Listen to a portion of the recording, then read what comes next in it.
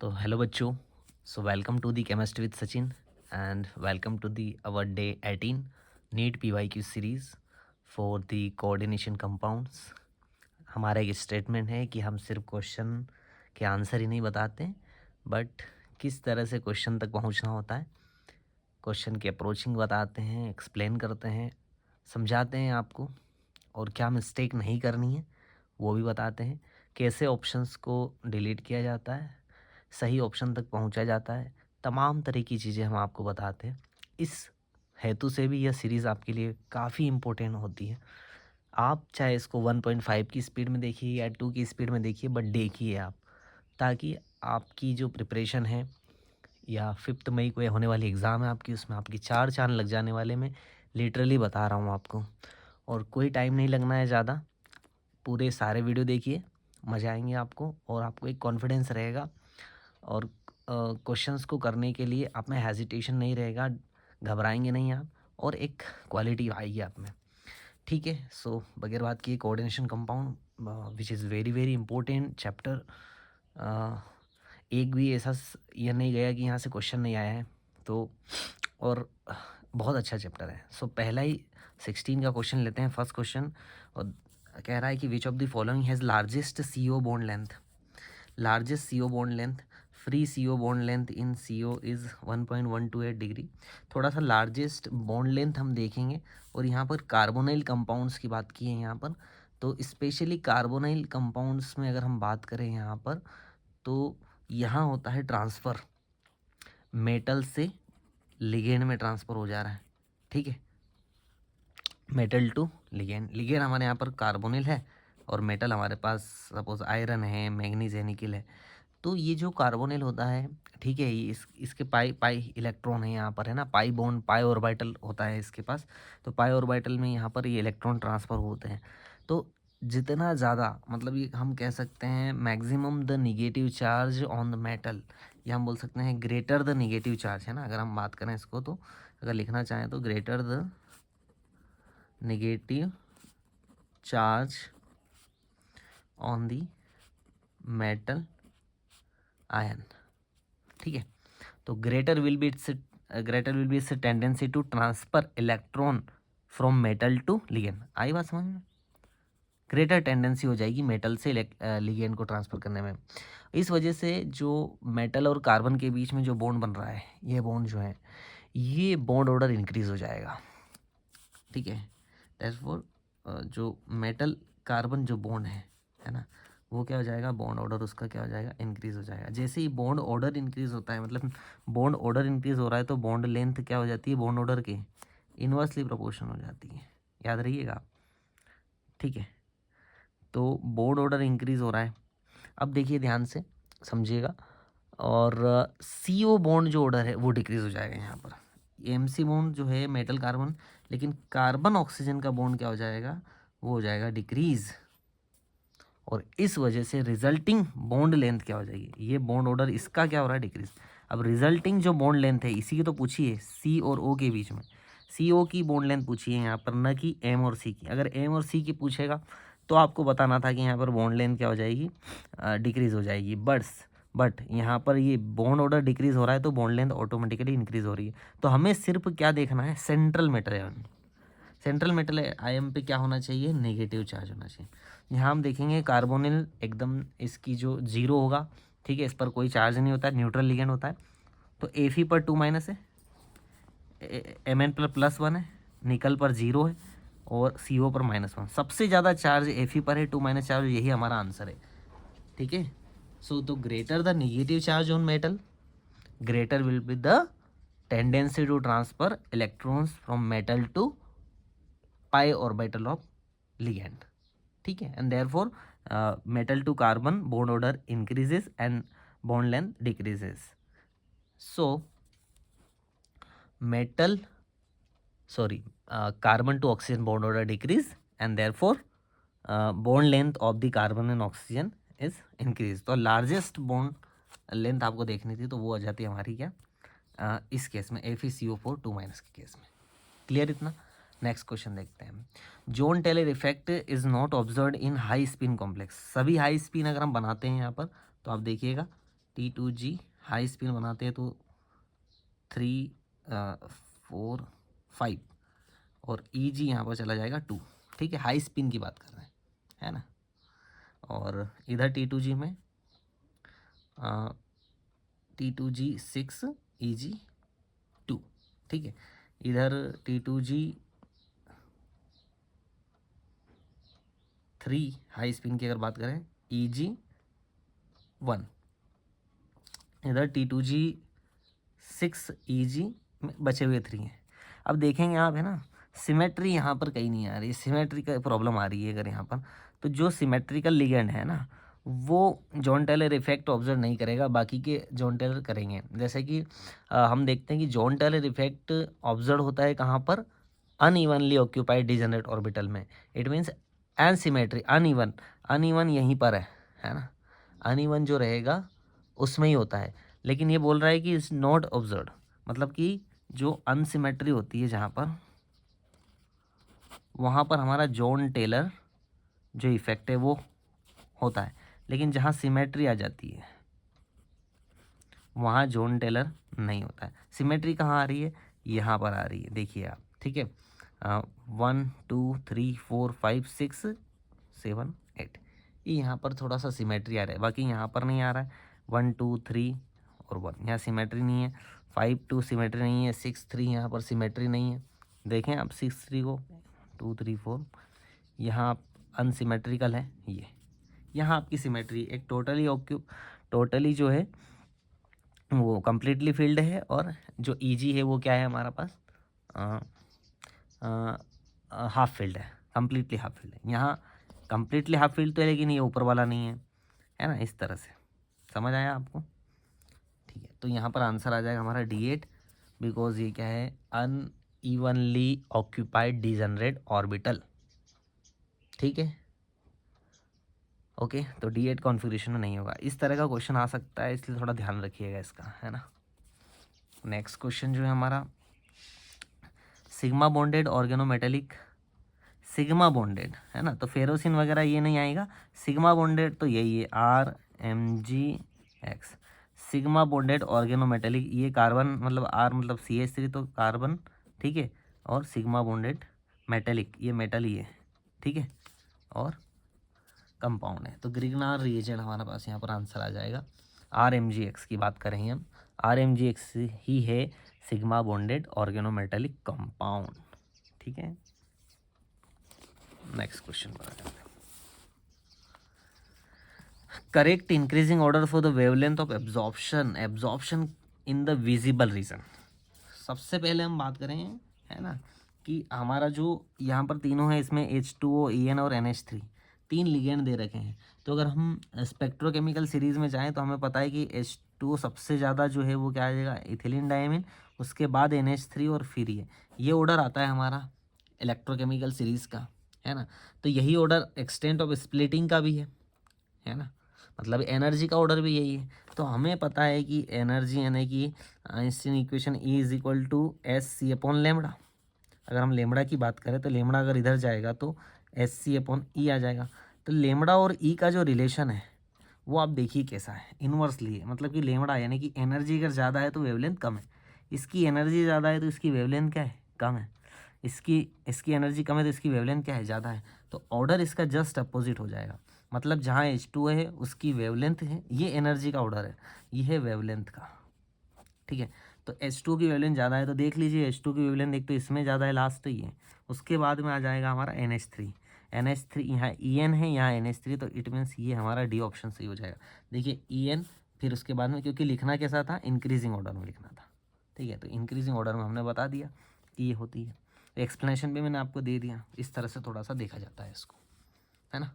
चलिए नेक्स्ट, ये हमारी वर्नर थ्योरी से बहुत क्वेश्चन आता है इसका। अगर हम देखें, बात करें तो ये 1 2 और 3 ऐसे कंपाउंड इन्होंने ले लिए हैं, COCl3.6NH3, COCl3.5NH3 एंड COCl3.4NH3 ऐसे ले लिए इन्होंने।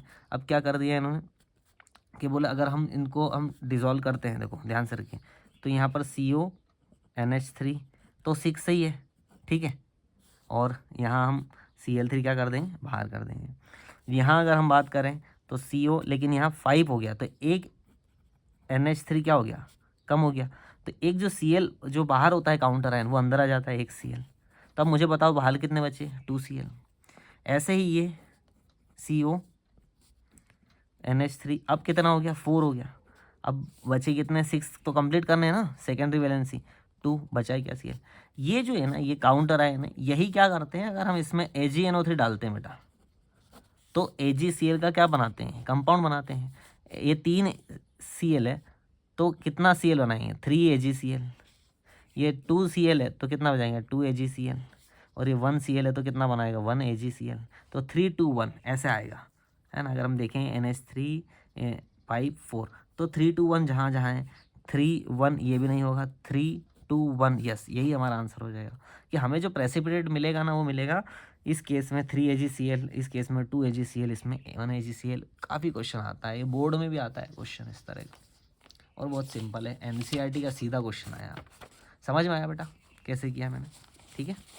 ओके नेक्स्ट आगे बढ़ते हैं।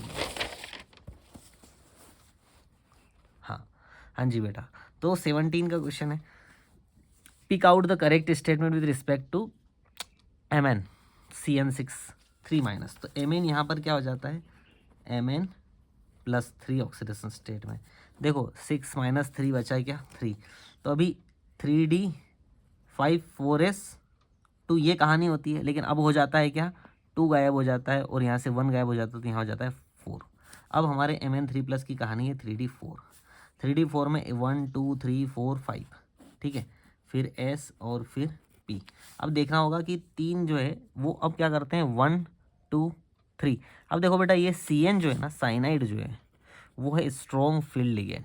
स्ट्रॉन्ग फील्ड लिगेंड क्या करता है, पेयरिंग करवा देता है।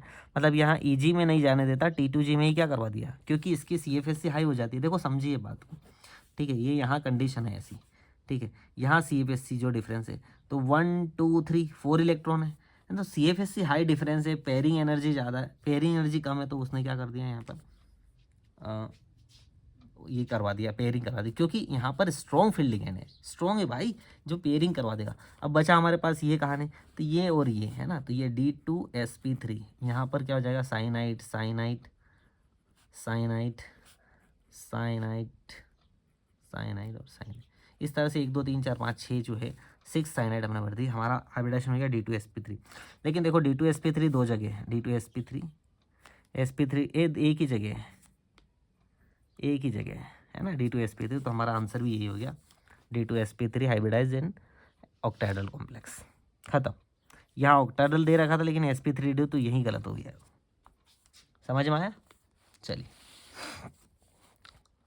बेटा अब 2018 में ज्योमेट्री एंड मैग्नेटिक बिहेवियर पूछा है कॉम्प्लेक्स का, NiCO4। बड़ा प्यारा सा कॉम्प्लेक्स, निकल है, कुछ भी नहीं है, 0 ऑक्सीडेशन स्टेट है, तो 3D निकल कॉपर जिंक 28 नंबर का है, तो 8 और 4s2। ये आपको याद होना चाहिए। इलेक्ट्रॉनिक कॉन्फ़िगरेशन पहले याद करो बेटा, 2 चैप्टर आपके कंप्लीट होंगे इससे, DNA ब्लॉक भी और कोऑर्डिनेशन भी। सो 3D8 4s2 क्लियर।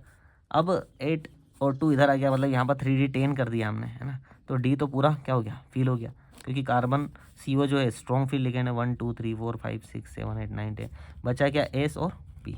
तो यही हुआ हमारा sp3 हाइब्रिडाइज, क्योंकि यहाँ CO हो गया, यहाँ CO, यहाँ CO, यहाँ CO हो गया sp3 hybridise. Tetrahedral geometry, tetrahedral तो दोनों है, यहाँ है भी और यहाँ भी है, लेकिन ये डायमैग्नेटिक है, कैसा है, तो डायमैग्नेटिक है ना। कैसा है ये, डायमैग्नेटिक, क्योंकि एक भी अनपेड इलेक्ट्रॉन नहीं है। So it is a diamagnetic and answer is this. ठीक, ऐसे हम करते हैं।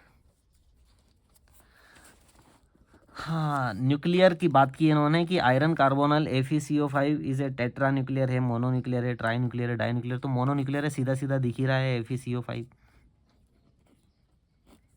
मोनो न्यूक्लियर ही है, सीधा सीधा। तो इसके भी एग्जांपल्स आप पढ़ लीजिए, mononuclear, trinuclear, dinuclear, tetranuclear क्या होते हैं, ठीक है। 18 का क्वेश्चन था ये भी। 19 में हम बात करते हैं, what is the correct electronic configuration of the central atom in K4FeCN6। K4FeCN6 से Fe यहाँ पर क्या हो गया, 2+ का, ठीक है।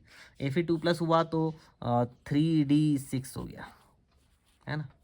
क्योंकि अगर ये 3D6 4s2 होता, 2 इलेक्ट्रॉन गए तो 3D। अब 3D में 6 इलेक्ट्रॉन, 1 2 3 4 5, 6 इलेक्ट्रॉन, साइनाइड है, स्ट्रॉन्ग फील्ड लिगैंड है, क्या करेगा, पेयरिंग करवा देगा, 1 2 3 4 5 6, है ना। यहाँ पर नहीं, क्यों, क्योंकि T2G में ही पेयरिंग करवा देगा, तो इसका जो आएगा वो D2sp3, मतलब हाइब्रिडाइजेशन देखेंगे तो D2sp3।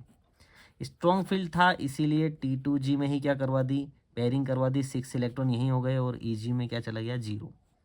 इस तरह से ये कहानी बनी और सीधा सीधा हमारा आंसर आ जाएगा T2G6 EG 0। क्या किया मैंने, इस कंपाउंड को लिया, इसकी ऑक्सीडेशन स्टेट निकाली, फिर इसमें इलेक्ट्रॉनिक कॉन्फ़िगरेशन देखा और फिर देखा स्ट्रॉन्ग फील्ड लिगेंड है या वीक फील्ड लिगेंड है, तो देखा मैंने साइनाइड तो स्ट्रॉन्ग फील्ड लिगेंड है, तो वो T2G में उसने क्या करवा दिया, पेयरिंग करवा दी। ठीक है, इस तरह से हम ये इलेक्ट्रॉनिक कॉन्फ़िगरेशन निकाल सकते हैं जी। बहुत अच्छा क्वेश्चन आया है यहाँ पर 2020 का। Which of the following is का the correct order of increasing field strength of ligand to form coordination compound. आप देख लो, सीधे सीधे साइनाइड ही होता है पहला, तो ये दो, ये तो हो ही नहीं सकते, साइनाइड है, उसके बाद में फिर ऑक्जेलेट आयन। ओके, यहाँ आप देखेंगे SCN जो है यहाँ इन दोनों में ही है, थोड़ा सा चेस करना आपको। तो SCN जो होता है वो मतलब फ्लोरीन और ज़्यादा होता है, SCN थोड़ा कम होता है, आपने देखा होगा, तो आंसर ये आएगा हमारे पास जो हम इलेक्ट्रोकेमिकल सीरीज से देखते हैं। तो ठीक है, SCN याद रखिएगा, हेलोजन सबसे कम होते हैं लेकिन हेलोजन से भी कम होता है SCN। ठीक है, याद रखना। और ये तो छोटे बच्चों जैसा क्वेश्चन दे दिया है, इसमें तो आप बता ही देंगे sp3 क्या है, टेट्राहेड्रल है, DsP2 क्या है, स्क्वायर प्लेनर है, sp3d क्या है, ट्राइगोनल बाइपिरामिड है, ये D2sp3 है। तो 5 का 1 6 का 2 है ना, तो नहीं 4 का 2, 4 का 2 दो जगह है, फिर 3 का 1, यही आंसर आएगा, 3 का 1, ये तो 3 का 4 दिखा रहा है, ये आंसर नहीं, आंसर सेकंड, 1 का 3rd। सिंपल छोटे बच्चे जैसा क्वेश्चन है ना। केमिकल बॉन्डिंग भी पढ़ के आओगे तो भी हो जाएगा इसका काम। तो कितने चैप्टर आपके कवर हो रहे हैं, केमिकल बॉन्डिंग, DNA ब्लॉक और ये कोऑर्डिनेशन, है ना, इतनी सारी चीज़ें चल रही है। इनऑर्गेनिक का पोर्शन है, काफ़ी नंबर दे के जाता है बेटा। Ethylene diamine tetra acetate ETTA, ethylene diamine tetra acetate. ठीक है, कैसे बनाते हैं, इसकी स्ट्रक्चर बना ले, क्या बना लेते हैं, 2 नाइट्रोजन होते हैं, हेक्साडेंटेड लिगेंड है। ओके, ये बात सही है, यही बात सही है और कुछ भी नहीं है, बाइडेंटेड नहीं है, ट्राइडेंटेड नहीं है, ना। अब देख भी लेते हैं कि है कि नहीं है सही, है ना। इसको यहाँ पर हम देखेंगे CH2 फिर COO, यहाँ H लगा दो, हेक्सामेथिलीन डाई एसीटेट। ठीक है, तो एसीटेट बनाना ना, CH3COO, इधर भी क्या कर देंगे, CH3COO, CH3COO। ठीक है, एसीटेट हो गया भैया। यहाँ से 2 एक लोन पेयर है, ये बनाएंगे इसमें, है ना, और 4 जगह से ये 1 2 3 4 और 2 6 हेक्साडेंटेड लिगेंड। ओके, तो 4 तो ऑक्सीजन से है, 1 2 3 4, और 2 नाइट्रोजन से, बात तो सही है। ठीक है, सिंपल सा लिगेंड सा क्वेश्चन दे दिया, और कितने रहे, 1 आध 2 क्वेश्चन हो रहा है, देखते हैं। The order of energy absorb which is responsible for the colour of complex. Colour of complex की हम यहाँ पर बात करते हैं, तो यहाँ आप देखेंगे कि यहाँ भी इथिलीन डायमीन है, यहाँ भी इथिलीन है, यहाँ भी इथिलीन है। सबसे ज़्यादा इथिलीन C में है, तो याद रखिएगा आप C, उसके बाद में A में है, फिर B में है। यही आई थिंक ऑर्डर है इसका, और इसका रीज़न मैं आपको बता दूँ क्यों है, क्योंकि नंबर ऑफ चिलेटिंग लिगेंड है ना, वो अगर ज़्यादा है, या स्ट्रॉन्ग फील्ड लिगेंड ज़्यादा है ना, क्या बोल रहा हूँ मैं, number of SFL strong field ligand अगर मोर है, more the number of strong field ligand, तो स्प्लिटिंग भी क्या हो जाएगी, इंक्रीज हो जाएगी। सो स्प्लिटिंग इंक्रीजेस, तो मैक्सिमम एनर्जी एब्जॉर्ब किस में होगी, स्प्लिटिंग इंक्रीज होगी तभी तो होगी ना। मैक्सिमम एनर्जी एब्जॉर्ब होगी कहाँ, किस केस में, इस C के केस में। देखो सीधा सा अगर नॉर्मल लैंग्वेज में आपको बताऊं तो number of strong field ligand ज़्यादा होने की वजह से क्या होगा, स्प्लिटिंग इंक्रीज हो जाएगी। स्प्लिटिंग का मतलब समझ रहे हैं ना आप मैं क्या बोल रहा हूँ। डेल एस इंक्रीज हो जाए, डेल एस मतलब डेल जीरो, यानी कि सी एफ एस सी क्या हो जाएगी, इंक्रीज हो जाएगी। C F S C increase हो जाएगी तो वो एब्जॉर्ब करेगी ना, क्योंकि इलेक्ट्रॉन को ऊपर फेंकना है हमें, तो मैक्सिमम एनर्जी एब्जॉर्ब करेगा कौन, सी वाला बंदा, फिर ए वाला बंदा, फिर बी वाला बंदा। कंसेप्ट समझ में आया? ठीक है, ओके। तो maximum energy will be absorbed.